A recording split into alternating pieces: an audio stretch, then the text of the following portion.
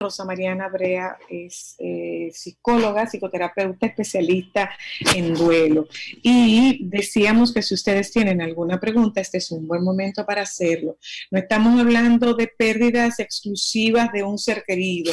Nosotros estamos hablando de pérdida de la seguridad financiera, pérdida de la libertad, pérdida de la capacidad de movimiento y de desplazamiento, la gente que es muy activa, que hace mucho deporte al aire libre, ahora mismo tiene una restricción para poder realizar este tipo de actividades. Entonces, todo esto se puede englobar perfectamente dentro de las pérdidas. La pérdida mayor es la pérdida de un ser querido, pero aquí han habido una serie de pérdidas intangibles que tienen un gran significado en la forma en la que nosotros nos estamos sintiendo y cómo vamos procesando este tiempo en el que estemos encerrados en las casas con una limitación de nuestro desplazamiento. Si usted tiene alguna inquietud, por favor, compártala con nosotros en el 809-540-1065.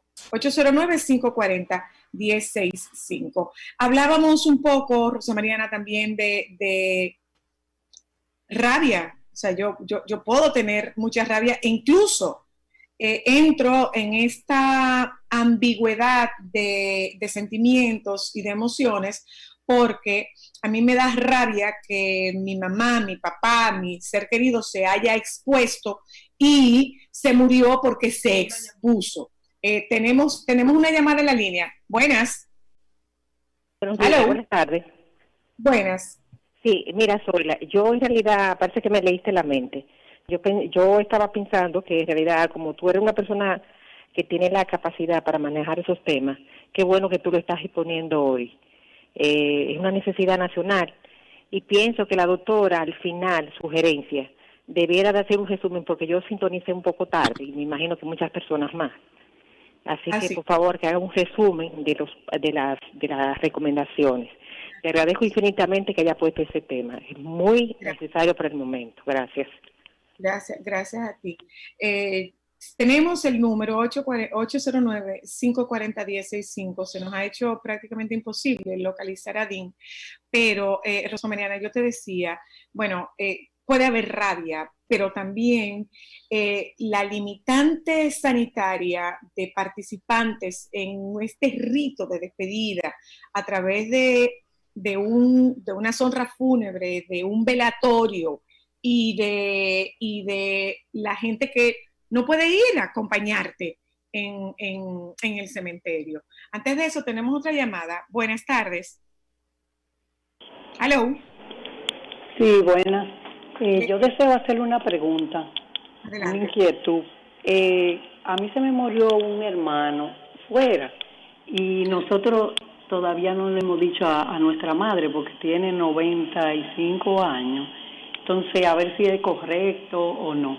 Porque con esta situación, como todavía no se sabe cuándo se pueda traer la ceniza ni nada. ¿Cuándo murió el hermano? Como 10 días más o menos. Ok. Rosa Mariana, gracias. Gracias a usted, gracias. Mira, Zoila, en relación a cómo comunicar y cuándo debe decirse, a mí me gusta siempre que se hable la verdad.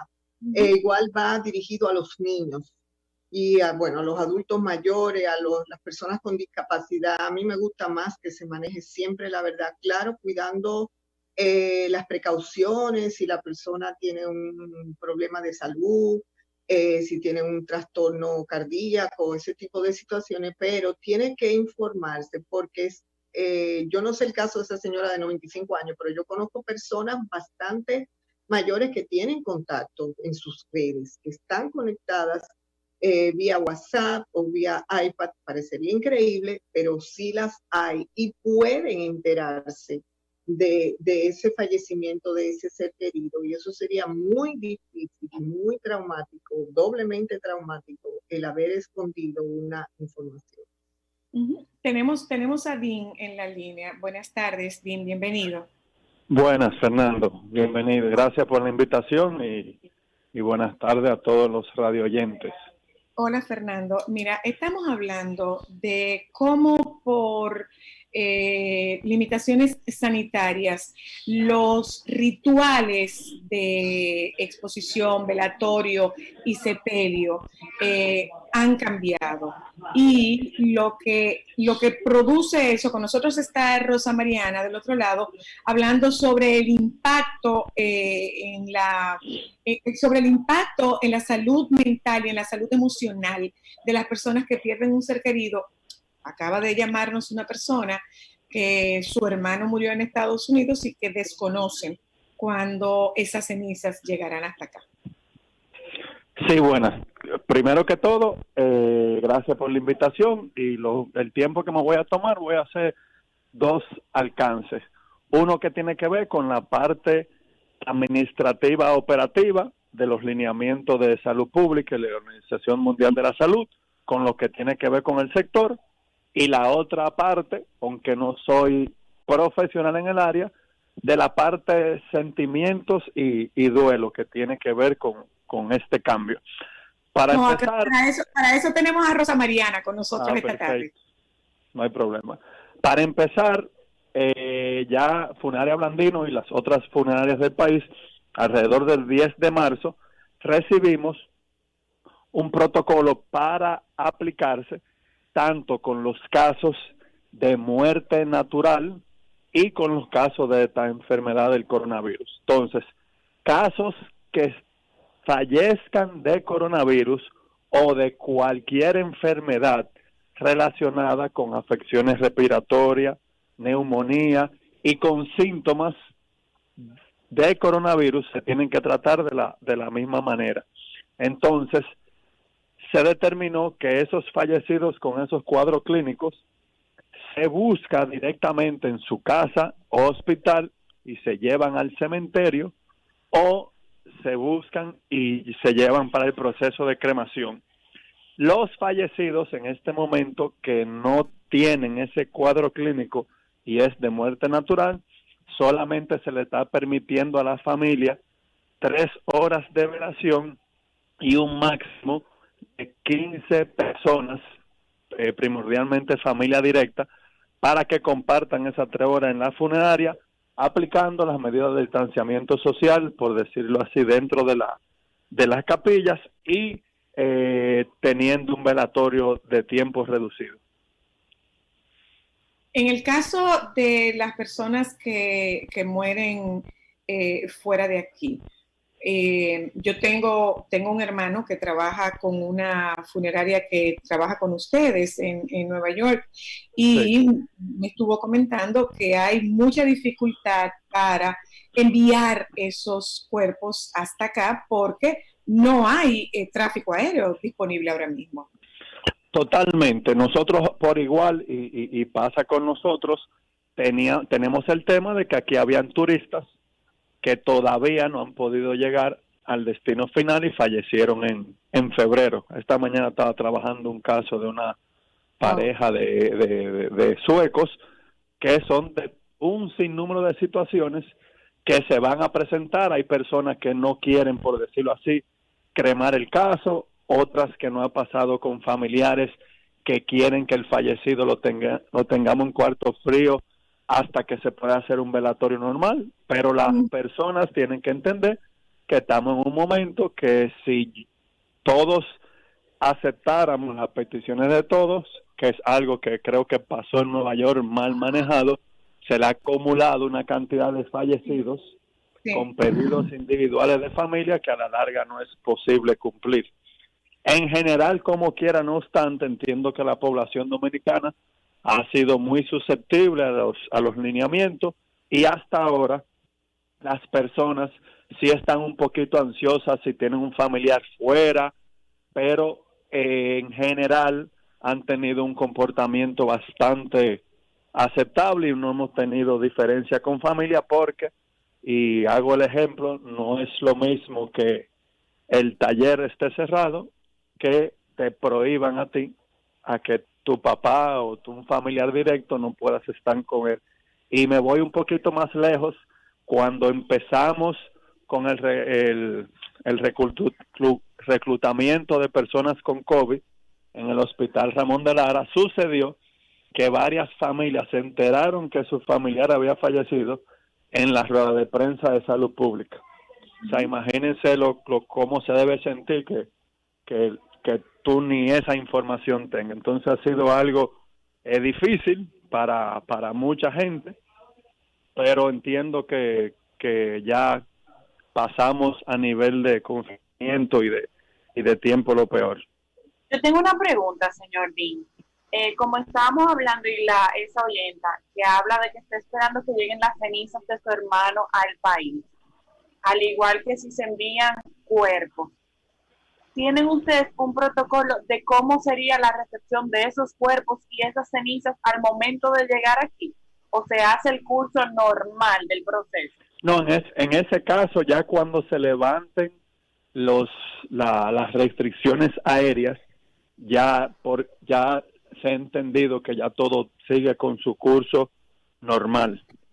Y en este caso es bueno puntualizar que los vuelos no están parados porque la línea aérea no están trabajando. Es en el caso de nuestro país, nosotros tenemos los espacios abiertos, los espacios de vuelo cerrados ahora mismo.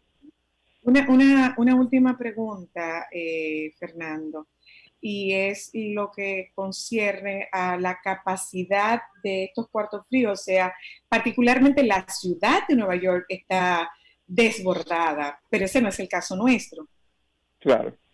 Nosotros, por decirlo así, que hemos visto y la gente se ha cuestionado, hay una ciudad en Brasil, en Guayaquil, en Ecuador, y en la costa este de Estados Unidos, pareciera que pudiera ser, y quizá estoy hablando fuera de mi área, que habrá alguna cepa diferente, porque es algo increíble la cantidad de fallecidos con que se ha destapado, por decirlo así, el virus. En nuestro caso, nosotros desde un inicio hemos dado seguimiento a toda la incidencia, pero ahora mismo en el país no hay ningún tipo de emergencia con el tema de el resguardo de fallecidos y de cadáveres. Todo lo que se ha hecho, para que tengamos una idea, por la contracción de la economía, estos últimos 45 días han habido mucho menos fallecidos que en tiempo de economía normal. No hemos tenido feminicidios. Uno pensaría que es totalmente contrario. Casi un 30% menos. Don Fernando, y en caso de, porque yo estaba viendo que, por ejemplo, en Brasil ahora mismo se me olvidó el nombre, pero están contratando personal como para enterrar a los cuerpos, porque en Sao Paulo la cantidad de muertos por COVID-19 ha aumentado. En el caso de nosotros, esperemos que no sea así, pero es difícil encontrar un personal que pueda trabajar en las funerarias. Es un personal específico, ese trabajo lo pudiese hacer cualquier persona. No, el trabajo específico per se, solamente hay una parte técnica que trabaja lo que es el proceso del embalsamamiento y el cuidado del cadáver, que eso es por decirlo así, un primer año de medicina básica, pero en el caso de una emergencia, con lineamiento y con supervisión, cualquier persona pudiera asistir o ayudar en ese sentido. Antes de despedirnos, Fernando, ¿cuáles son, si se pueden compartir, los lineamientos marcados por el protocolo de sanidad en esta contingencia para las funerarias? Como dije en un igual hay un lineamiento muy claro. Casos que el acta de defunción diga COVID-19, que son casos que se le han hecho pruebas y sí tienen la enfermedad, y casos de afecciones respiratorias en general se catalogan con el mismo protocolo del COVID-19. Recuérdense que la enfermedad quizás tiene un rezago de más de 45 días entre el momento en que ya gente la tenía y se empezaron las pruebas. Entonces hay quizás muchas personas que han fallecido de COVID-19 que no fallecieron de COVID en el acta de defunción, porque todavía no teníamos ni conocimiento. Quizás estoy hablando un poquito de más, pero hablo de mi tema personal. Si se acuerdan, a finales de febrero hubo una gran influenza, si se acuerdan todos, que estaban todos los hospitales llenos, y quizás en mi opinión, el COVID o podía estar más diagnosticado, un sinnúmero de cosas, pero sí sé que de febrero a la fecha han habido muchas enfermedades de afecciones respiratorias en general. Muchísimas gracias, Fernando. Muchas gracias. Yo creo que dentro de toda esta gran dificultad, el que una persona tenga claro que la dignidad de su ser querido sigue siendo preservada, va a permitir tener un nivel de dignidad dentro de lo que cabe. Muchísimas gracias. Pues perfecto, de nada. Muchas gracias. Una conversación con Fernando Arredondo de Funerarias Blandino sobre el protocolo, sobre la capacidad que tienen ellos ahora mismo y que esto está siendo manejado bajo un estricto cumplimiento a las normas sanitarias vigentes en este momento por la contingencia del coronavirus COVID-19 en nuestro país. Vamos un momentito a publicidad. Les recuerdo, si ustedes tienen todavía alguna pregunta, es un buen momento para hacerla. Nosotros tenemos en nuestro cierre todavía a Rosa Mariana Brea, quien es psicoterapeuta especialista en duelo. Yo entiendo que este tema es un tema medular. Nosotros tenemos que hablar mucho sobre el manejo de duelo, el manejo frente a las pérdidas en este momento. Ya venimos.